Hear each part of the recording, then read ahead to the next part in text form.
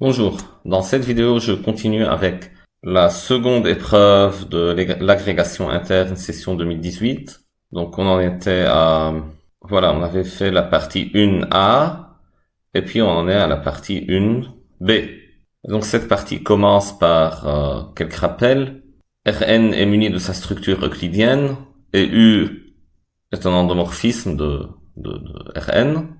Alors la norme de U, c'est le sup de la norme de U de X lorsque X appartient à la boule unité. Et la norme d'une matrice, c'est la norme de l'endomorphisme qui lui est associée, qui lui est canoniquement associée. C'est-à-dire ici, M, c'est la matrice de U dans la base canonique.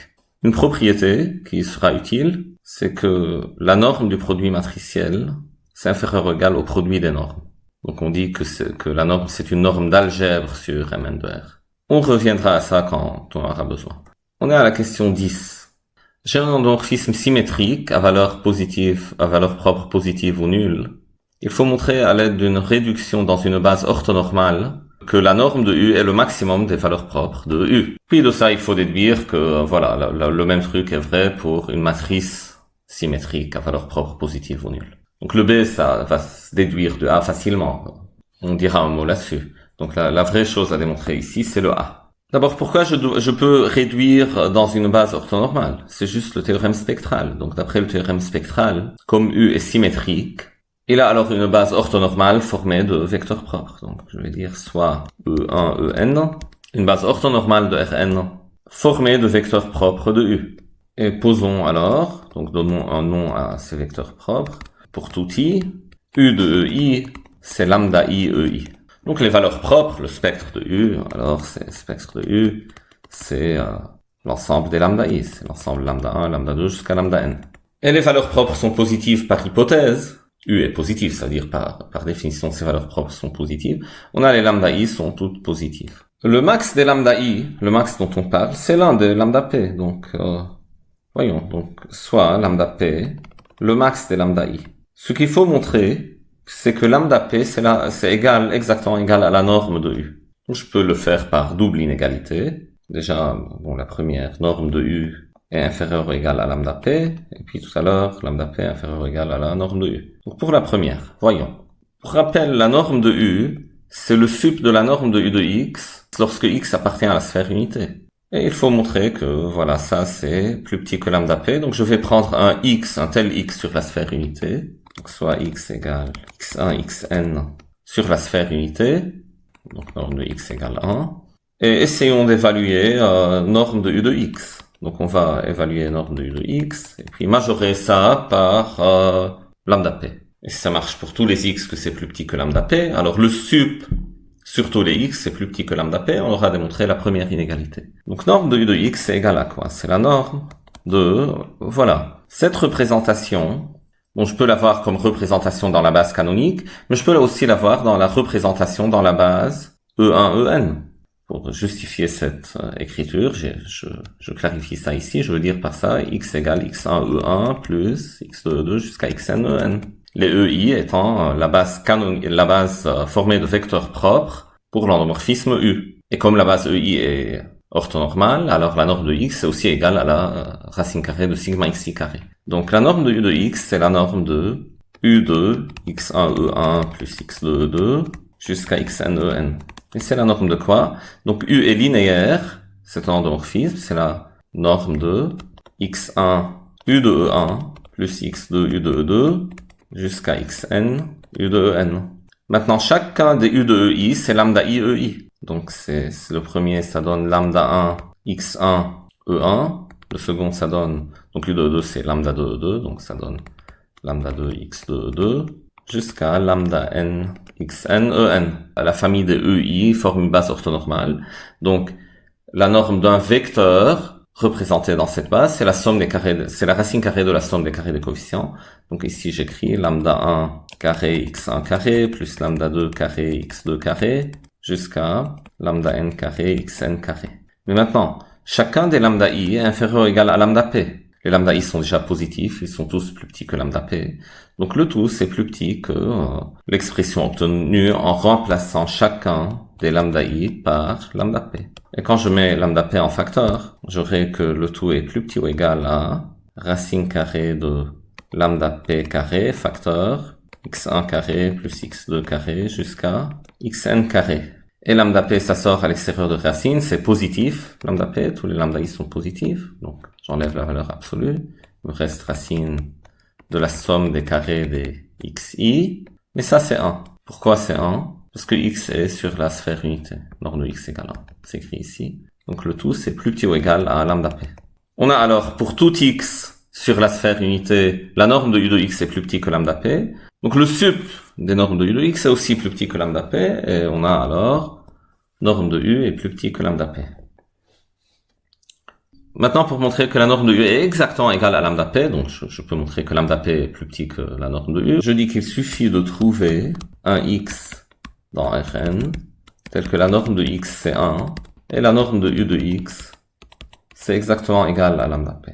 On aura automatiquement que le sup des normes de u de x doit être plus grand que lambda p. Et donc norme de u plus grand que lambda p. Comment on trouve ce x là? Donc bien sûr, c'est un énoncé ici qui a à voir avec la valeur propre lambda p. Donc le x, je peux penser, donc je peux penser à un vecteur propre, EP. Donc EP, c'est le vecteur propre, c'est un vecteur propre pour la valeur propre lambda p. Pourquoi pas EP? Posons x égale EP. On a que la norme de EP égale 1, car la famille de EI forme une base orthonormale. U de x, c'est U de EP, c'est égal à lambda P fois EP, et donc la norme de U de x, c'est valeur absolue de lambda P, norme de EP, mais norme de EP c'est égal à 1, donc, et lambda P est positif, donc c'est égal à lambda P. Et c'est ce qu'il faut. On a trouvé un x dont la norme est égale à 1, et tel que norme de U de x est lambda P, et ça donne que lambda P est plus petite que la norme de U. Et on a alors que la norme de U, c'est égal à lambda P, et lambda P c'est le maximum des valeurs propres. Et c'est ce qu'il faut. Pour la question B, alors il faut montrer la même chose avec une matrice symétrique à valeur propre positive ou nulle, que norme de A c'est le max des valeurs propres. Et donc je prends une telle matrice A, soit U l'endomorphisme que A représente dans la base canonique, alors U est un endomorphisme symétrique à valeur propre positive, parce que les valeurs propres de A et les valeurs propres de U c'est la même chose, et puis on applique le A, tout simplement. Donc écrivons un petit mot là-dessus, soit A une matrice symétrique à valeur propre positive, donc c'est dans Sn plus de R, et U dans L de Rn, tel que la matrice de U dans la base B, c'est A. Donc B c'est la base canonique. Par définition, la norme de A, c'est la norme de U. Et on a aussi, d'après des résultats connus, que le spectre de A, c'est égal au spectre de U.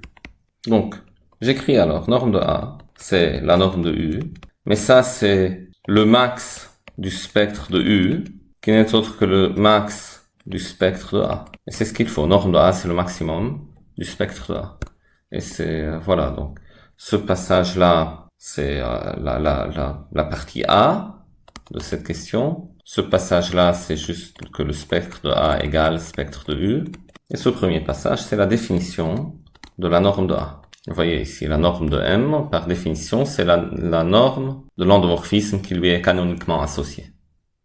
Question 11. Il faut établir la décomposition polaire. C'est un autre résultat classique. Donc on se donne une matrice inversible de taille n, et à la fin du compte, il faut montrer qu'il y a un couple U et C, tel que U est orthogonal et C symétrique, à valeur propre strictement positive, tel que M c'est le produit matriciel U fois C. Comment on peut procéder? Ce qu'on a, c'est M, et donc aussi transposé de M fois M. Donc transposé de M fois M est une matrice donnée, il faut trouver la matrice C. Ce qu'on sait sur transposé de M fois M, c'est que c'est une matrice symétrique et positive. Donc ses valeurs propres sont toutes positives. Donc déjà elle est symétrique, donc d'après le théorème spectral, je peux dire que ses valeurs propres sont toutes réelles. Elle est aussi positive. Donc je sais pas s'il faut dire un petit mot pourquoi c'est vrai. Déjà c'est symétrique, car transposé de M fois M, donc transposé de A fois B, c'est transposé de B fois transposé de A, donc ici j'obtiens transposé de M fois la transposé de A transposé de M, donc c'est transposé de M fois M. Transposé de la matrice, c'est la matrice elle-même, donc elle est symétrique. Pourquoi elle est positive? Donc soit lambda dans le spectre de transposé de M fois M, et X un vecteur propre associé. J'écris transposé de X fois transposé de M fois M fois X. D'un côté, c'est égal à, par associativité, je peux mettre les parenthèses comme ça. Et ça donnerait, à droite, lambda fois x. Donc j'aurais un transposé de x fois lambda fois x. C'est-à-dire lambda fois transposé de x fois x, mais transposé de x fois x n'est autre que norme de x au carré.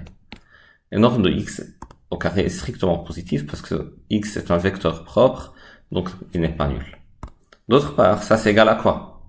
Donc si je mets les parenthèses comme ça, transposé de x fois transposé de m, c'est la transposée de mx fois mx. Et donc transposé d'un vecteur fois lui-même, donc c'est la norme du vecteur, norme de mx au carré. Mais m est inversible et x est non nul. Donc ce terme-là, le mx, est un vecteur non nul. Et ce terme-là est strictement positif. Je peux dire ça. C'est un nombre strictement positif. Et j'obtiens forcément que lambda est strictement positif. C'est un raisonnement classique, il faut le savoir. Donc je peux dire que m non seulement est positive, elle est définie positive. C'est-à-dire ses valeurs propres sont strictement positives. Je vais alors donner des noms à ces valeurs propres de transposé de m fois m. Donc je vais les appeler, donc soit lambda 1, lambda 2 jusqu'à lambda n. Les valeurs propres de transposé de m fois m. Chacune écrit autant de fois que sa multiplicité. Donc on a que les lambda i sont strictement positives. Et je sais d'après le théorème spectral, je peux écrire, donc théorème spectral me dit que je peux écrire transposé de m fois m, c'est égal à la transposée d'une certaine matrice orthogonale P fois cette matrice diagonale avec les lambda i sur la diagonale, donc diag de lambda 1, lambda n, fois P. Donc P étant une certaine matrice orthogonale. Donc P dans O, n de R, c'est-à-dire transposé de P égale P moins 1. Et maintenant, ce qui m'intéresse, c'est pouvoir écrire transposé de m fois m comme le carré d'une matrice à valeur propre strictement positive. Ok, donc comment je peux l'écrire? Je vais écrire ça déjà comme le carré d'une matrice. Diag, je prends la matrice avec les racines de lambda i sur la diagonale. Racine de lambda 1, racine de lambda n. Cette matrice diagonale fois elle-même, ça donne une matrice diagonale avec les lambda i sur la diagonale. Et maintenant, on veut écrire tout ça comme un c au carré. Donc, ce que je peux faire, c'est introduire ici un p fois transposé de p. Comme p est orthogonal, p fois transposé de p, c'est l'identité. Et j'aurai alors la matrice transposée de p fois la matrice diagonale avec les racines de lambda i fois p, fois la matrice elle-même, donc c'est la matrice au carré. Donc on pose alors, on prend alors, c c'est égal transposé de p, fois la matrice diagonale avec les racines des valeurs propres de transposé de m fois m, fois p. Et tout à l'heure, on a dit comme m est inversible, donc je peux répéter si vous voulez l'argument, comme m est inversible, donc essentiellement c'est un argument similaire. Alors transposé de m fois m l'est aussi, car voilà, si m est inversible, transposé de m aussi, et le produit de matrice inversible est inversible. Et alors les lambda i sont non nuls. Une matrice inversible n'a pas 0 comme valeur propre, mais elles sont déjà positives, comme on l'a démontré, donc lambda i sont strictement positives. Et racines de lambda i sont strictement positives. Donc pour tout i, on a ça. Mais les valeurs propres de C sont les racines de lambda i. Donc C est une matrice. Clairement, elle est symétrique. Parce que si vous la transposez, vous obtenez la même chose. Et les valeurs propres sont strictement positives. Donc c'est une matrice symétrique définie positive. Donc ça appartient à Sn++ de R. Et c'est ce qu'il fallait montrer. Question suivante, il faut montrer l'existence d'un U, une matrice orthogonale U, telle que M c'est égal à U fois C. Donc C c'est le truc qu'on a vu tout à l'heure. La décomposition polaire c'est un truc classique et d'habitude quand on veut l'établir, on fait une sorte d'analyse synthèse pour trouver ça doit être quoi le C. Mais ici on nous l'a donné. Donc c'est une matrice dont le carré c'est le transposé de M fois M. Donc il est important dans ce type de questions d'essayer de suivre les étapes qui nous sont imposées. Donc voilà, on commence par là. Donc je dis que M égale U fois C. Ça revient à dire que le U, c'est M fois C moins 1. Forcément, C est inversible. C'est une matrice symétrique à valeur propre toute strictement positive. Donc elle est inversible. Et on écrit alors M, c'est égal à M fois C moins 1 fois C. Et on pose ça égale U. On peut le faire. Mais qu'est-ce qui reste à montrer? Il reste à montrer que U, en fait, est une matrice orthogonale. C'est-à-dire, transposé de U fois U, c'est l'identité. Montrons que U est orthogonal en calculant transposé de U fois U. Transposé de U fois U, c'est donc la transposée de MC-1, c'est-à-dire transposée de C-1 fois la transposée de M fois M fois C-1. Transposé de C-1, c'est transposé de C le tout moins 1 fois transposé de M fois C-1. Et maintenant, C est symétrique. Donc tout à l'heure, on a montré l'existence d'une matrice symétrique C. Donc C est symétrique. Transposé de C, c'est C. Donc le tout, ça donne C-1 fois transposé de M fois M fois C-1. Maintenant, transposé de M fois M, c'est encore. C'est C2. C-1 fois C2 fois C-1. Et ça, c'est clairement C-1 fois C fois C fois C-1. Et la première, c'est l'identité. La deuxième, c'est l'identité. Et donc le tout, c'est l'identité. Et c'est ce qu'il faut. Ce que dit le rapport du jury sur ces deux questions. La question 10. Donc c'est la question où il fallait montrer que la norme de U, c'est le max des valeurs propres. Largement abordé, certains candidats pensent simplifier le calcul en changeant de norme. C'est-à-dire, au lieu de prendre la norme 2, prennent la norme 1.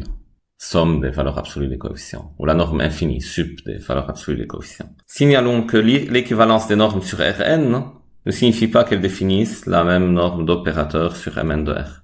Ces normes, bien sûr, sont équivalentes, donc c'est pratique de passer d'une norme à l'autre. Si vous voulez, quand vous voulez montrer que l'ensemble est ouvert ou fermé, vous pouvez le faire pour une des normes ou pour l'autre norme.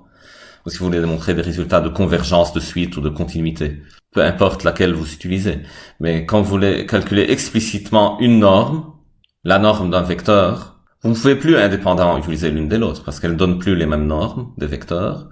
En général, c'est pas une bonne idée alors d'utiliser de passer à une norme équivalente quand vous voulez calculer explicitement une norme et trouver que c'est le maximum des valeurs propres. C'est pas une quantité préservée par le fait que les normes sont équivalentes, contrairement aux propriétés topologiques. La question 11 de tout à l'heure, celle de la décomposition polaire, elle a mis en avant quelques erreurs de technicité. Rappelons que U dans Mn de R est orthogonale, n'est pas équivalent à déterminant égal plus ou moins 1.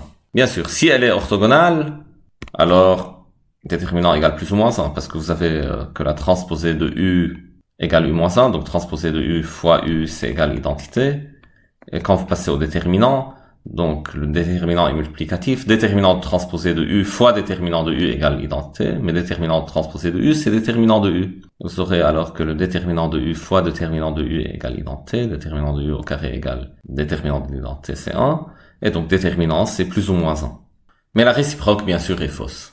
Donc j'imagine dans cette deuxième question, certains, pour montrer que U est orthogonal, ils ont dit ouais, je montre que le déterminant c'est égal à plus ou moins 1. Donc c'est pas suffisant. Soit F l'ensemble des matrices M de Mn de R de déterminant 1. Montrer que F est fermé, est-ce que F est compact? F est fermé. Pourquoi? L'intuition ici, quand on voit une égalité ou un plus petit ou égal ou un plus grand égal, on dit que ça devrait être fermé, et si c'est une inégalité stricte, plus petit strictement, donc en principe, ça devrait être ouvert.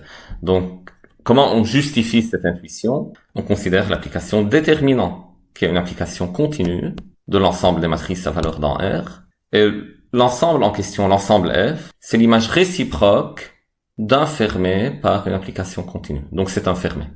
L'application déterminant de l'espace métrique Mn de R à valeur dans R, car une matrice A donne son déterminant, est continue, car polynomial, en les coefficients de A. L'expression déterminant ne fait intervenir que des sommes et des produits. Et F n'est autre que l'image réciproque par cette application-là de singleton 1. Or, singleton 1 est fermé, donc F est fermé. Le théorème qu'on applique, l'image réciproque d'un fermé par une application continue est un fermé. Pourquoi singleton 1 est fermé? Un singleton dans un espace métrique est toujours fermé. Dans un espace topologique, en général, c'est pas le cas. Ça peut ne pas être le cas. Mais dans un espace métrique, un singleton, un ensemble fini, c'est toujours fermé. La question maintenant, est-ce que cet ensemble est compact? Est-ce que F est compact?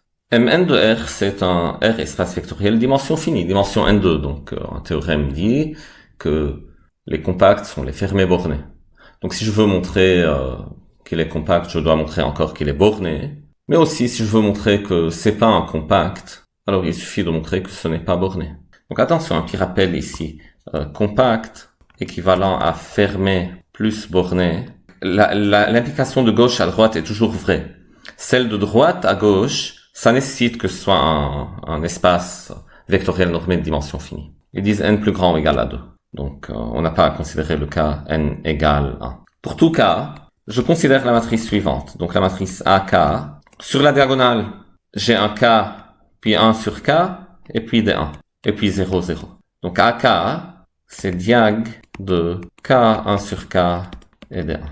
Donc c'est possible. J'utilise ici en effet que la dimension est plus grande ou égale à 2, donc parce que j'ai de la place alors pour ces deux coefficients. Le déterminant de AK, clairement, c'est égal à 1.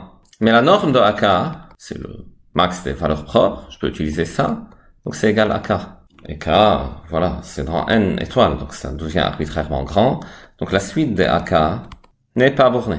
Je peux alors dans mon ensemble F trouver des éléments de modules de normes arbitrairement grandes. Et je peux dire alors que F n'est pas borné. Or tout compact est borné. Alors si c'est pas borné, ce n'est pas compact. Le rapport du jury. La question 12 a donné lieu à quelques maladresses. Rappelons que le déterminant n'est pas une forme linéaire. C'est une forme multilinéaire en chaque colonne. Donc c'est pas une forme linéaire. Donc certainement ici, j'imagine beaucoup de gens ont essayé de dire c'est linéaire et en dimension finie, donc elle est continue. Donc l'argument de continuité qu'on a utilisé, donc comment justifier que l'application déterminant est continue.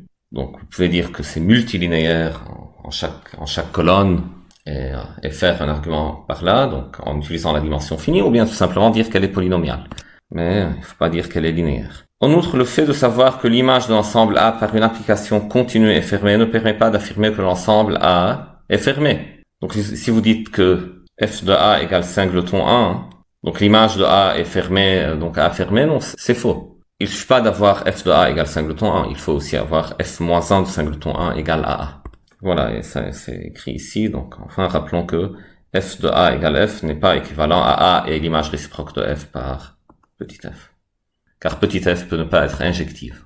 Et donc vous pouvez avoir que l'image de A c'est un certain ensemble, mais des éléments aussi à l'extérieur de A dont l'image est incluse dans le même ensemble. Donc l'image réciproque de l'ensemble de droite est tout l'ensemble, et non pas seulement A. Donc c'est pour ça que si f de A égale f, ça ne veut pas dire que f-1 de grand F c'est égal à grand A. Pour les deux questions suivantes, 13 et 14, elles ont été peu abordées de manière significative. Donc voyons, on va les faire maintenant. Pour la 13, alors en utilisant la notion de décomposition polaire vue précédemment, montrer la relation distance de 0 de la matrice nulle à f, donc f c'est l'ensemble ici, l'ensemble de tout à l'heure, cette distance c'est égal à 1. J'écris alors distance entre 0, matrice nulle, et f, c'est l'inf de la distance entre 0 et m, lorsque m appartient à f. Et la distance entre 0, la matrice nulle, et m, c'est un espace vectoriel normé. Donc la distance entre deux points, c'est la norme de leur différence. Donc c'est inf de la norme de m moins 0, donc m moins la matrice nulle, donc c'est inf de m, lorsque m appartient à f. Et la condition m appartient à f, ça revient à dire que déterminant de m égale 1. Je peux écrire ça, inf de norme de m, lorsque le déterminant de m est égal à 1. Sinon m quelconque, donc m dans mn de r. Il faut montrer que cette distance est égale à 1, donc je peux montrer que c'est plus petit que 1 et que c'est plus grand que 1. Pourquoi la distance est plus petite que 1? Il suffit de trouver un élément de l'ensemble ici qui soit égal à 1. Alors l'inf de l'ensemble sera plus petit ou égal à 1. Quel élément m je peux prendre dont la norme est égale à 1? On pense à l'identité. Donc norme de l'identité, donc c'est une matrice diagonale et symétrique positive, ses valeurs propres sont positives. La norme, c'est le max des valeurs propres, et donc c'est égal à 1. Ou bien on la voit comme norme de l'application, peu importe. Et in appartient à f. Donc je dis ici que l'ensemble dont je prends l'inf contient l'élément 1, donc l'inf doit être un minorant, donc plus petit que tous les éléments de l'ensemble, donc plus petit, en particulier plus petit que 1. Je peux écrire la distance entre 0, n et f est inférieure ou égale à 1. Maintenant, pour l'autre inégalité, pourquoi la distance doit être plus grande ou égale à 1? Il suffit de montrer ici que 1 est un minorant de cet ensemble dont on prend l'inf, ou cet ensemble-là. 1 est un minorant. Comme l'inf est le plus grand des minorants, donc 1 sera plus petit que l'inf. Et c'est ce qu'il faut. Donc je dis, il suffit de montrer que pour tout m dans F, donc pour toute matrice M de déterminant 1, que sa norme est plus grande ou égale à 1. Donc j'aurai que 1 est un minorant de tous les éléments de cet ensemble-là, et donc c'est plus petit que l'inf. Et là, il faut utiliser, donc l'indication, c'est utiliser la décomposition polaire. Donc je prends un tel M, je peux écrire, il existe U orthogonal et C symétrique définie positive, Sn++ de R, tel que M est égal à U fois C. Et attention, on a montré la décomposition polaire lorsque M est inversible, et c'est le cas ici. M est inversible car le déterminant est 1, le déterminant est non nul. La norme de C, je sais ce que c'est le max des valeurs propres. La norme de U, on va voir tout à l'heure, et on va déduire la norme de M. Donc écrivons d'abord la norme de C, donc le spectre de C, donc soit lambda 1, lambda n, les valeurs propres de C, qui sont toutes strictement positives, on a dit, écrites chacune autant de fois que sa multiplicité. La norme de C, d'après une question précédente, c'est max des lambda I. Norme de M, c'est la norme de UC. Donc l'idée ici, c'est que comme U est une matrice orthogonale, donc ça ne change pas la norme des vecteurs, la norme de UC doit être égale à la norme de C. U est une isométrie, en fait. U définit une isométrie. Donc si je reviens à la définition de la norme, je dis que la norme de UC, c'est le max de norme de U fois C fois X lorsque norme de X égale 1. X, c'est un vecteur colonne. X est dans Rn de norme 1. Mais norme de UCX, c'est la norme de U fois CX. Je mets mes parenthèses comme ça. Mais U est une isométrie, donc norme de U fois un vecteur V, c'est la norme de V. Donc, ça c'est égal à la norme de CX, lorsque norme de X égale 1. Donc max de norme de CX lorsque norme de X égale 1. Mais ça, ce n'est autre que la norme de C. Norme de M est égale à la norme de C. Donc l'intérêt de la décomposition polaire, c'est que je suis passé d'une matrice quelconque M, de déterminant 1, à une matrice symétrique définie positive, sans perte de généralité. Et pour cette matrice définie positive, je sais que sa norme, c'est le max des valeurs propres. Donc la norme de M, c'est le max de lambda 1, lambda 2, jusqu'à lambda n. Où les lambda I sont les valeurs propres de C. Les lambda I sont les valeurs propres de C. Que peut-on dire de ces lambda I? Voyons. A priori, pas grand-chose, mais a-t-on utilisé toute l'hypothèse? Il y a une chose qu'on n'a pas utilisée, que M est dans F, on l'a pas utilisé. Déterminant de M est égal à 1. Donc utilisons ça. D'autre part, le déterminant de M, c'est égal au déterminant de UC, qui est égal au déterminant de U fois déterminant de C. Déterminant c'est multiplicatif. Mais le déterminant d'une matrice orthogonale, c'est plus ou moins 1, forcément. Donc ça, c'est plus ou moins 1. Or, déterminant de C, c'est le produit des valeurs propres. Et les valeurs propres sont toutes positives, donc ça, c'est strictement positif. Et le déterminant de M, je sais que c'est égal à 1, c'est l'hypothèse. Et donc, conclusion, voilà. Donc, déterminant de U est forcément égal à plus 1. Et déterminant de M est égal au déterminant de C. Donc, la conclusion, c'est que le déterminant de C, qui est le produit des valeurs propres, est égal à 1. Donc, je peux dire lambda 1 fois lambda 2 jusqu'à lambda n, c'est égal à 1. Et la norme de M, c'est le max des lambda I. Voyons, alors si le produit est égal à 1, ce sont des nombres positifs, dont le produit est égal à 1. Ils peuvent pas être tous strictement plus petits qu'un, sinon le produit sera strictement plus petit qu'un. Donc comme les lambda I sont positifs, et le produit des lambda I égale 1, alors il existe un I0 tel que lambda I0 est plus grand ou égal à 1. Pourquoi je répète? Parce que s'ils sont tous strictement plus petits que 1, et positif, le produit est forcément strictement plus petit que 1. Il peut pas être égal à 1. Et donc je peux dire quelque chose tout de même sur la norme. Donc s'il y a un lambda I plus grand que 1, le max de ces lambda I est plus grand que ce lambda I0, qui est à son tour plus grand que 1, donc le max est plus grand ou égal à 1. Mais le max des lambda I, c'est, comme on vient de le dire, c'est la norme de M. La norme de M, alors, est plus grand qu'un. On a alors, pour tout M dans F, norme de M est plus grand ou égal à 1. Mais la norme de M, comme on l'a vu, c'est la distance entre 0 et M. Et c'est ce qu'on voulait montrer. On dit, il suffit de montrer que pour tout M dans F, norme de M est plus grand qu'1. Donc on a pour tout M, norme de M plus grand qu'1, d'où le résultat. Que la distance entre la matrice nulle et F est plus grand ou égal à 1. On a alors tout ce qu'il faut. La distance est plus grande que 1, mais la valeur 1 est atteinte avec l'identité, donc la distance est plus petite que 1. Donc la distance entre la matrice nulle et F est égale à 1, et c'est le résultat voulu. Question suivante. Déterminer avec précision l'ensemble des matrices de F en lesquelles cette distance, 1, est atteinte. Je vais alors reprendre les notations de la question précédente. La décomposition polaire me donne M égale UC. C a des valeurs propres qui sont lambda 1, lambda n, donc produit est égal à 1. Et la norme de M, c'est le max des lambda I. Et la question maintenant qu'on me pose, quand est-ce que la norme de ce M, est égale à 1? C'est-à-dire, quand est-ce que le max des lambda I est 1? Mais je sais aussi que le produit des lambda I est 1. Donc s'il y a un lambda I qui est strictement plus petit que 1, comme le produit est 1, il doit forcément être compensé par un lambda I qui est plus grand que 1. Et le max sera alors strictement plus grand qu'1. Pour avoir que le max est égal à 1, il faut que tous soient égaux à 1. Mais s'ils sont tous égaux à 1, la matrice C, n'est autre que la matrice identité. Alors M est égal à U. Donc M est orthogonal. On a alors que la distance est atteinte lorsque M est une matrice orthogonale.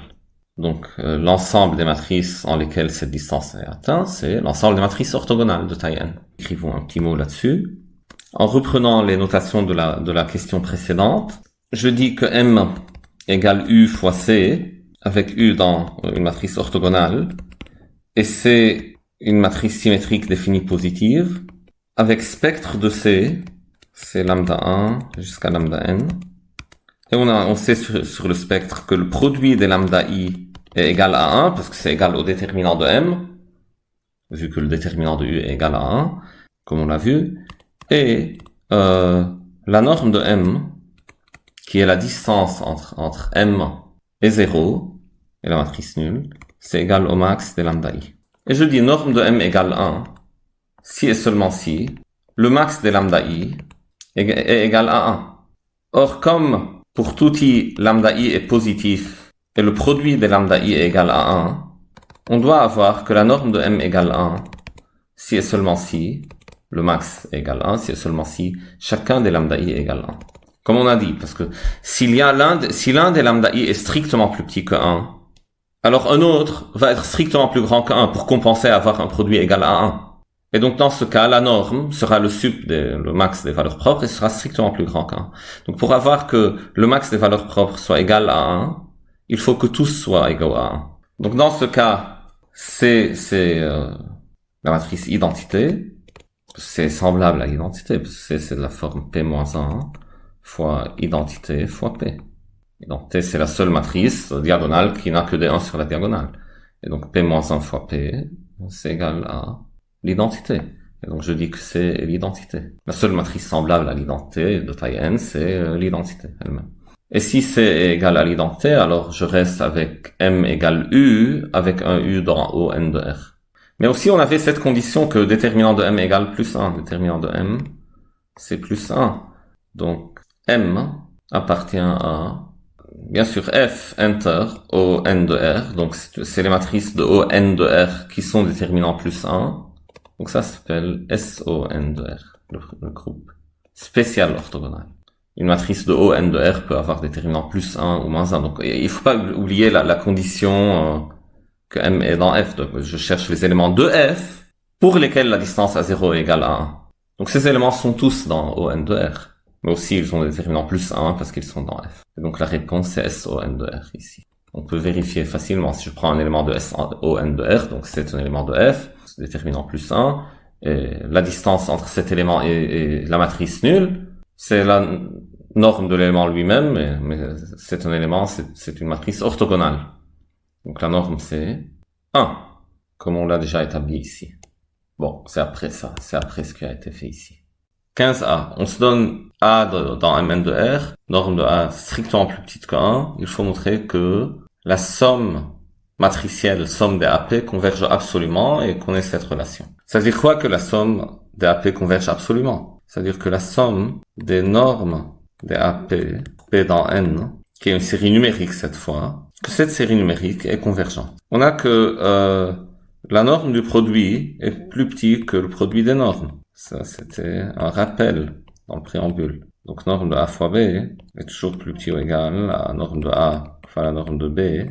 Donc, par récurrence, on a clairement que pour tout entier naturel P, norme de A P, ce truc-là est inférieur ou égal à la norme de A, le tout élevé à la puissance P.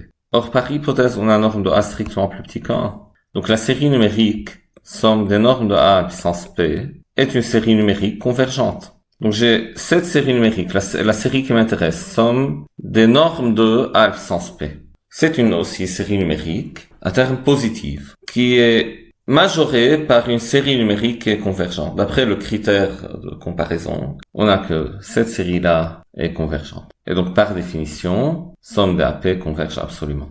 J'écris alors d'après le critère de comparaison de série numérique à terme positif, on a somme des AP converge. Si vous avez deux séries numériques, sigma AN et sigma BN, et ils sont positifs, et le AN est plus petit que le BN, donc si la grande converge, sigma BN converge, alors la petite aussi. C'est ce qu'on est en train d'utiliser.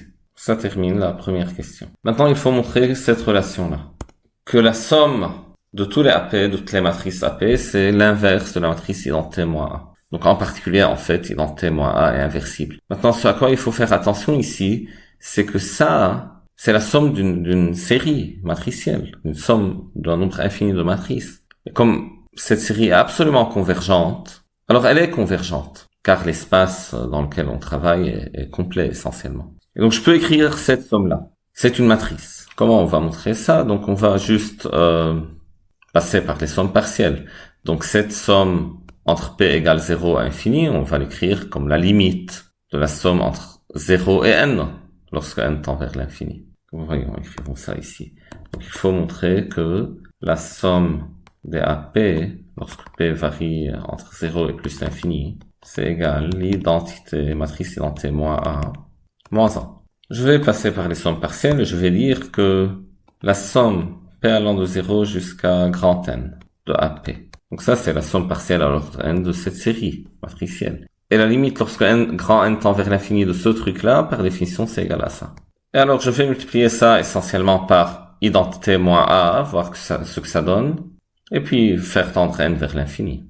Je vais montrer que lorsque grand N tend vers l'infini, ce terme fois l'identité moins A, ça donne 1. Et le résultat en découle. Donc, ce terme-là, disons, c'est égal par définition à identité plus A2 jusqu'à A à la puissance grand N. Mais quand je multiplie ça par A, donc A fois cette somme-là, c'est la même somme qui commence par A, donc A plus A2 jusqu'à A à la puissance N plus 1.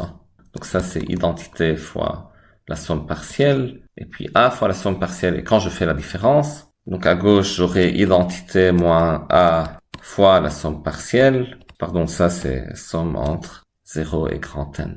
Donc le terme de gauche, quand je fais la différence, ça donne ça. Et le terme de droite, donc tout va se simplifier, sauf l'identité et le dernier terme, parce que A moins A, A2 moins A2, etc. Il reste moins A à la puissance N plus 1. Et cette relation, je vais l'appeler étoile N. Donc c'est une relation qui dit que le produit de cette matrice fois cette matrice, c'est toujours égal à cette matrice. Maintenant, je regarde ce qui se passe à la limite lorsque N tend vers plus l'infini. Qu'est-ce qui se passe? Le IN moins A, c'est constant par rapport à grand N, donc ça reste égal à IN moins A. Ce terme-là, par définition, ça donne la somme entre P égale 0 et infini. Le terme IN, ça reste IN, mais A à la puissance N plus 1, ça tend vers 0. Parce que la norme de A à la puissance N plus 1, c'est plus petit que la norme de A à la puissance N plus 1, et la norme de A est plus petit qu'un, donc c'est un terme qui, en module, en norme, tend vers 0, donc il tend vers 0. Et l'égalité ici reste vérifiée.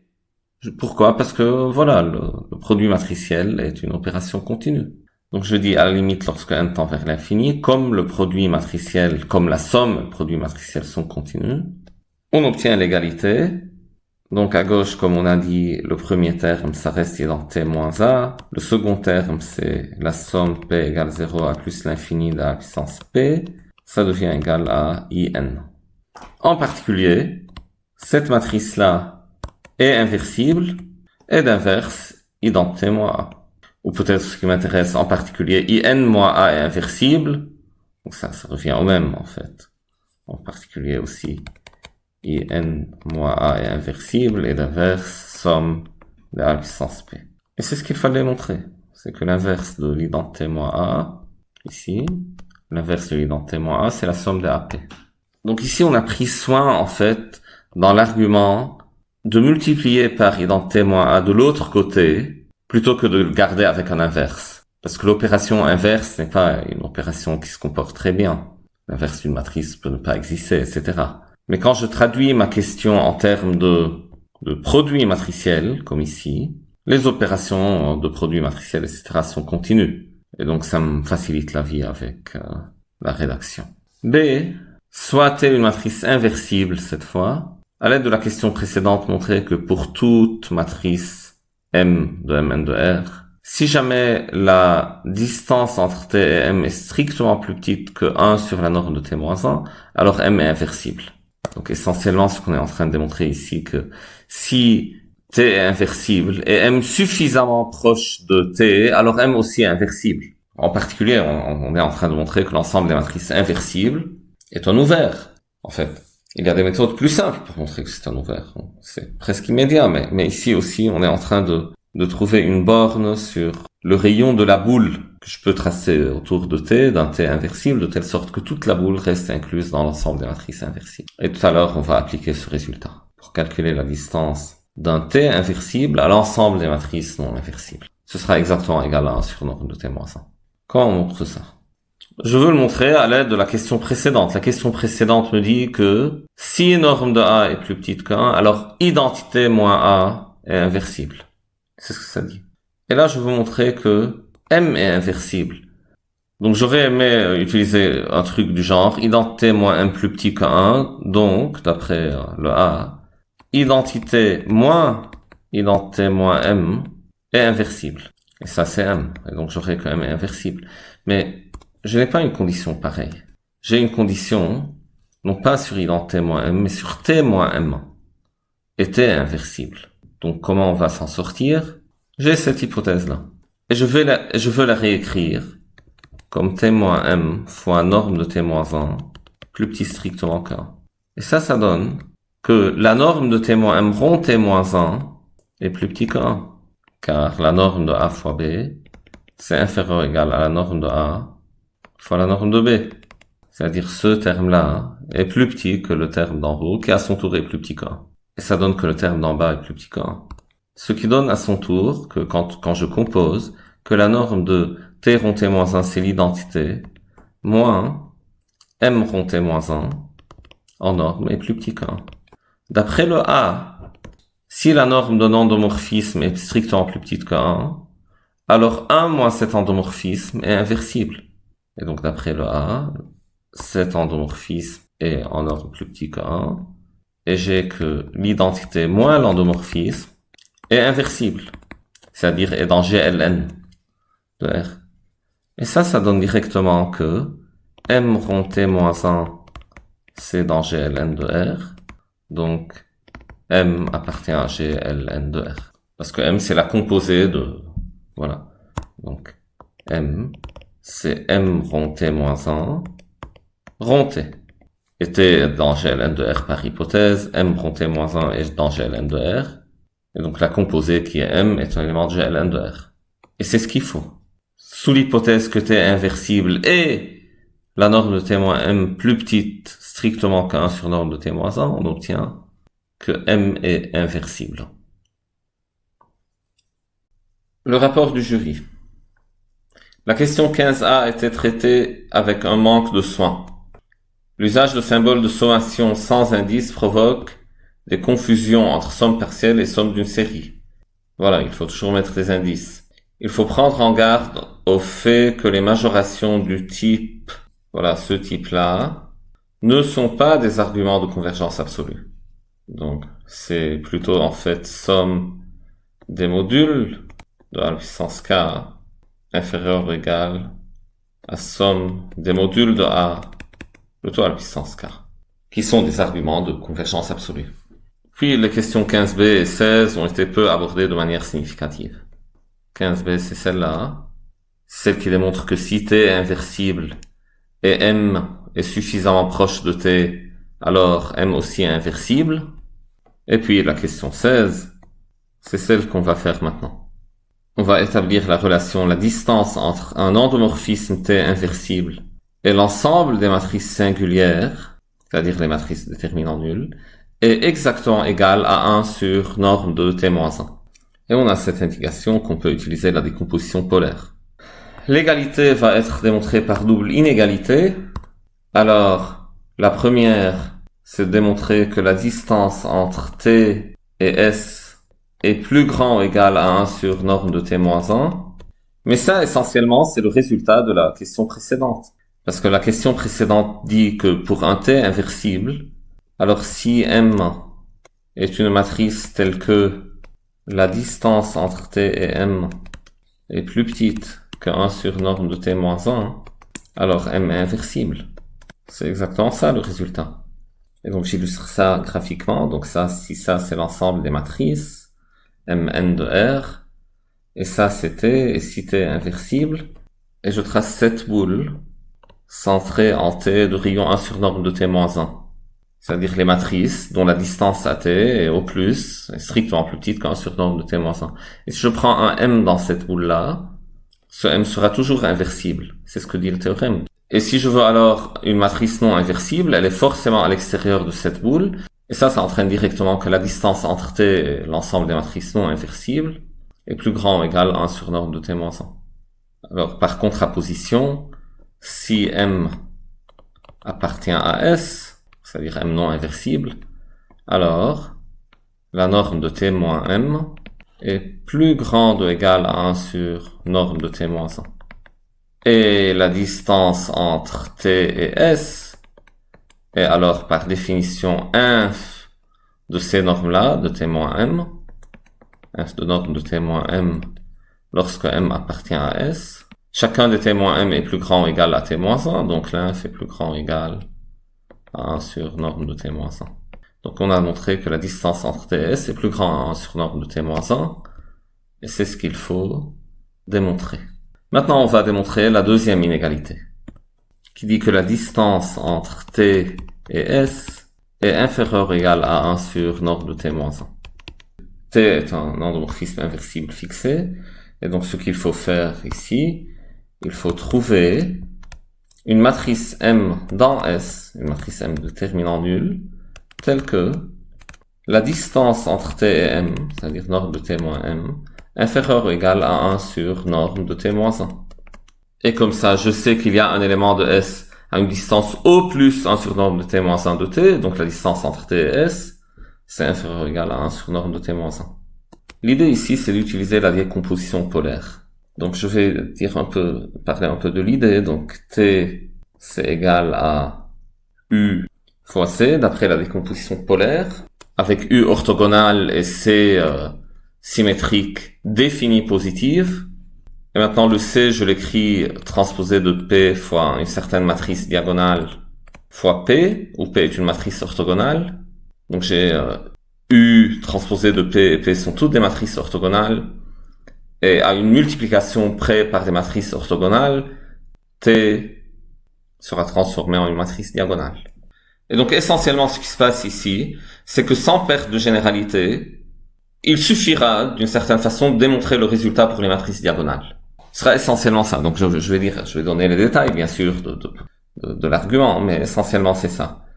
Parce que la décomposition polaire permet de passer de endomorphisme ou d'une matrice inversible T à une matrice définie positive C, et le théorème spectral à son tour permet de passer de C à une matrice diagonale. Et donc ce que je vais faire, c'est commencer par un petit exemple où T est une matrice diagonale pour bien comprendre comment l'argument va fonctionner, et puis on fait notre argument. Le petit exemple, supposez que T c'est la matrice diagonale, donc sur la diagonale, supposez j'ai 3, 4 et 5, et puis j'ai des 0. Donc je suis en dimension 3. Clairement T est inversible parce que déterminant c'est 3 fois 4 fois 5 c'est non nul. Mais l'idée, c'est que je veux trouver un endomorphisme ou une matrice non inversible qui est le plus proche possible de T, qui est très proche de T. Donc si T c'est égal à ça, quand je peux prendre M? Il suffit de changer l'un des éléments de la diagonale en 0. Je peux choisir n'importe lequel, mais si je veux que M soit aussi proche possible que T, je change le plus petit en 0. Donc je mets un 0 à la place du 3, et je garde tout le reste. La norme de T moins M, c'est égal à quoi? La norme de T moins M, c'est la norme de la matrice avec 3 0, 0, 0, 0, 0, 0, 0, 0. Et la norme de cette matrice-là, si vous voulez, c'est le max des valeurs propres, parce que c'est une matrice symétrique à valeur propre positive, donc c'est 3. Si j'avais changé le 5 en 0 pour avoir M et garder le 3, donc j'aurais eu une norme 5. Moi, je veux que T moins M soit le plus petit possible. Mais maintenant, ce 3-là, c'est la plus petite valeur propre. Et comment c'est lié à 1 sur norme de T moins 1? C'est exactement 1 sur norme de T moins 1, en fait, ici, dans ce cas. T moins 1, c'est 1 tiers, 1 quart, 1 sur 5, avec des zéros ailleurs. Norme de T moins 1, c'est le max des valeurs propres, clairement c'est 1 tiers, et 1 sur norme de T moins 1, c'est 1 sur 1 tiers, c'est 3. Donc c'est le même nombre. Pour cette matrice diagonale, on a réussi à montrer le résultat, montrer qu'il y a une matrice non inversible à une distance au plus 1 sur norme de T moins 1 de T. Et cet argument, on peut le faire pour n'importe quelle matrice T diagonale à valeur propre positive. Maintenant, comment on peut le généraliser à une matrice T quelconque? D'après la décomposition polaire et le théorème spectral, on a successivement T, c'est égal UC, c'est égal U fois transposé de P fois une certaine matrice diagonale, diag, lambda 1, lambda n, fois P. Avec U et P des matrices orthogonales, C est symétrique définie positive, et donc les lambda I sont strictement positives. Et sans perte de généralité, essentiellement quitte à permuter des lignes et des colonnes de la matrice P, je peux supposer que les lambda I sont arrangés par ordre croissant. On peut supposer que lambda 1, qui est strictement positif, est plus petit ou égal à lambda 2, qui à son tour est plus petit ou égal à lambda 3, etc. Maintenant, je veux trouver cette matrice M inversible qui est proche de T. Si T était diagonale à valeur propre strictement positive, U aurait été l'identité, et P est transposé de P également.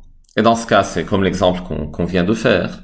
On a obtenu la matrice M en remplaçant la plus petite valeur propre, le lambda 1, par un 0.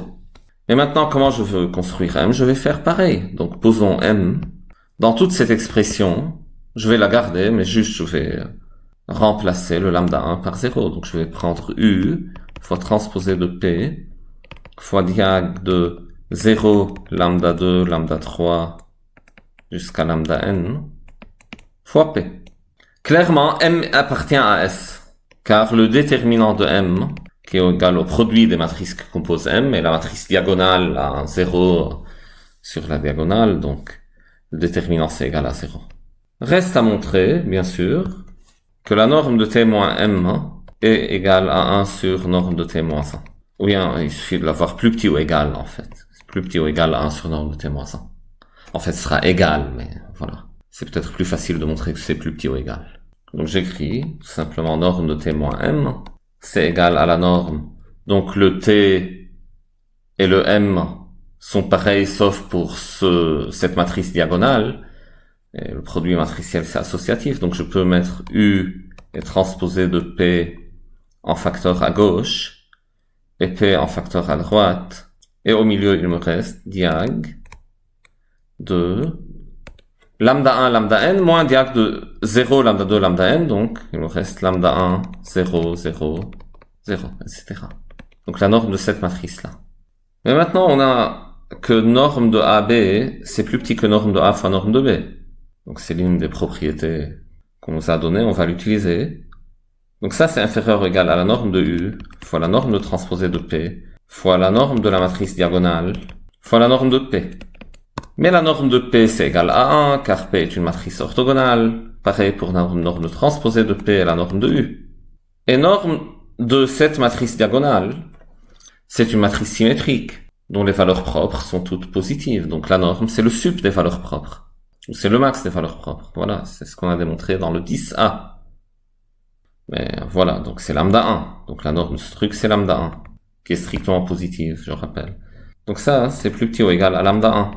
En fait, c'est égal à lambda 1 parce que on peut démontrer que la multiplication d'une matrice par une matrice orthogonale ne change pas la norme de cette matrice. Bon, je vais l'utiliser tout à l'heure, en fait, ce résultat. Maintenant, reste à montrer que lambda 1, c'est 1 sur norme de t-1. Ou au moins que lambda 1 est inférieur ou égal à 1 sur norme de t-1. Je regarde cette première ligne. Et ça donne que t s'écrit comme un produit matriciel. Donc t-1, c'est le produit des inverses écrites dans le sens inverse. Donc c'est l'inverse de P fois l'inverse de la matrice diagonale fois l'inverse transposée de P fois l'inverse de U. Donc P transposé de P et U sont orthogonales, donc leurs inverses sont leurs transposés. Donc T-1, c'est transposé de P fois l'inverse de la matrice diagonale.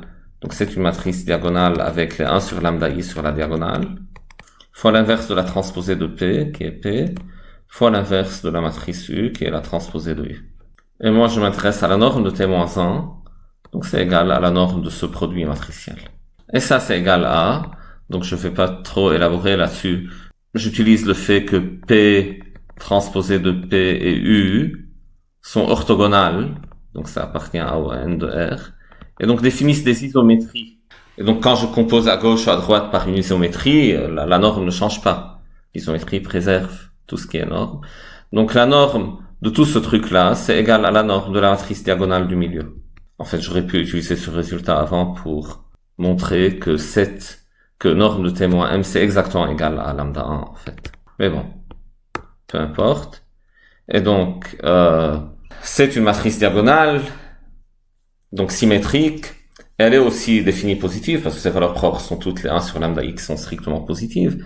La norme, c'est le sup des valeurs propres, mais les lambda i étaient arrangés par ordre croissant, donc les 1 sur lambda i sont par ordre décroissant, le plus grand c'est 1 sur lambda 1.